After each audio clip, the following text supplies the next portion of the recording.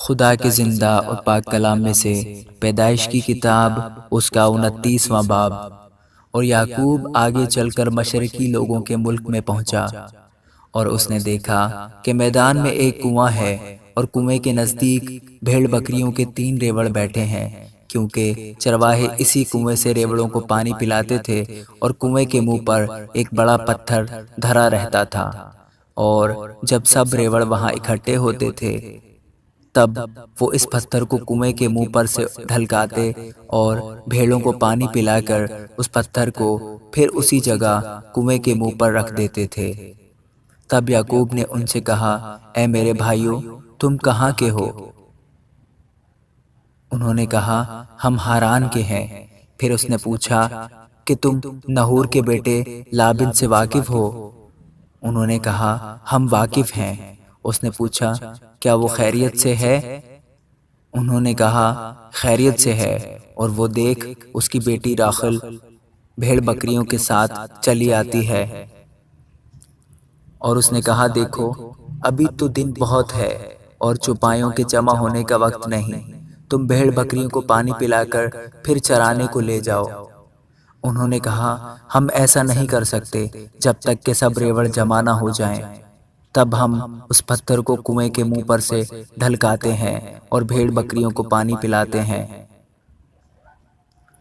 وہ ان سے باتیں کر ہی رہا تھا کہ راخل اپنے باپ کی بھیڑ بکریوں کے ساتھ آئی، کیونکہ وہ ان کو چرایا کرتی تھی۔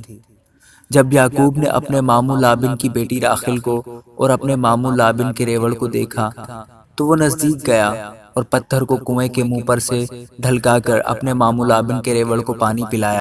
اور یعقوب نے راخل کو چوما اور چلا چلا کر رویا۔ اور یعقوب نے راخل سے کہا کہ میں تیرے باپ کا رشتہ دار ہوں اور ربکا کا بیٹا ہوں۔ تب اس نے دوڑ کر اپنے باپ کو خبر دی۔ لابن اپنے بھانجے کی خبر پاتے ہی اس سے ملنے کو دوڑا اور اس کو گلے لگایا اور چوما اور اسے اپنے گھر لایا۔ تب اس نے لابن کو اپنا سارا حال بتایا۔ لابن نے اسے کہا کہ تو واقعی میری ہڈی اور میرا گوشت ہے۔ سو وہ 1 مہینہ اس کے ساتھ رہا۔ تب لابن نے یعقوب سے کہا، چونکہ تو میرا رشتہ دار ہے تو کیا اس لیے لازم ہے کہ تو میری خدمت مفت کرے؟ سو مجھے بتا کہ تیری اجرت کیا ہوگی۔ اور لابن کی 2 بیٹیاں تھیں، بڑی کا نام لیا اور چھوٹی کا نام راخل تھا۔ لیا کی آنکھیں چندی تھیں، پر راخل حسین اور خوبصورت تھی، اور یعقوب راخل پر فریفتہ تھا۔ سو اس نے کہا کہ تیری چھوٹی بیٹی راخل کی خاطر میں 7 برس تیری خدمت کر دوں گا۔ لابن نے کہا، اسے غیر آدمی کو دینے کی جگہ تو تجھی کو دینا بہتر ہے، تو میرے پاس رہ۔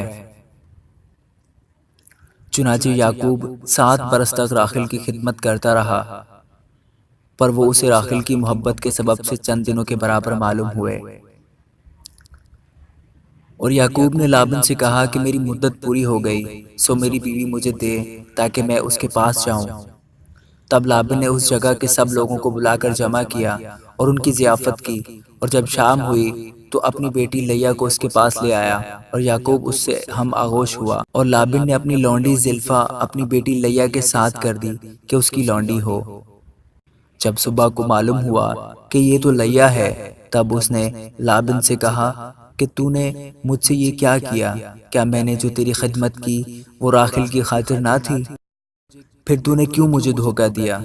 لابن نے کہا، ہمارے ملک میں یہ دستور نہیں کہ پہلوٹی سے پہلے چھوٹی کو بیاہ دیں۔ تو اس کا ہفتہ پورا کر دے، پھر ہم دوسری بھی تجھے دے دیں گے، جس کی خاطر تجھے 7 برس اور میری خدمت کرنی ہوگی۔ یعقوب نے ایسا ہی کیا کہ لیا کا ہفتہ پورا کیا۔ تب لابن نے اپنی بیٹی راخل بھی اسے بیاہ دی، اور اپنی لونڈی بلہا اپنی بیٹی راخل کے ساتھ کر دی کہ اس کی لونڈی ہو۔ سو وہ راخل سے بھی ہم آغوش ہوا، اور وہ لیا سے زیادہ راخل کو چاہتا تھا، اور 7 برس اور ساتھ رہ کر لابن کی خدمت کی۔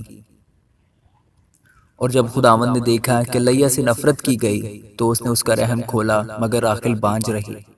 اور لیا حاملہ ہوئی اور اس کے بیٹا ہوا، اور اس نے اس کا نام روبن رکھا، کیونکہ اس نے کہا کہ خداوند نے میرا دکھ دیکھ لیا، سو میرا شوہر اب مجھے پیار کرے گا۔